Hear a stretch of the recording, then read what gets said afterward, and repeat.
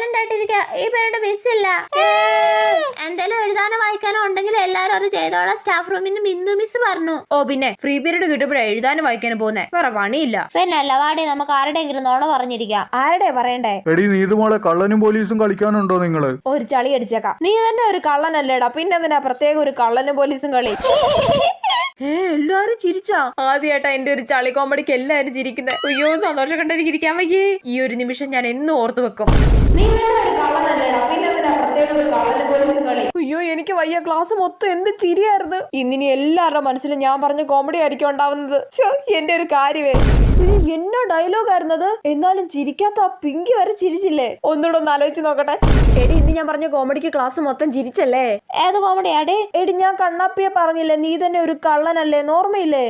ഞാൻ ഓർക്കുന്നില്ലടി. ഞാൻ നല്ലൊരു കോമഡി പറഞ്ഞ് ക്ലാസ് മൊത്തം ചിരിച്ചതിന്റെ അസൂയ അവക്ക്.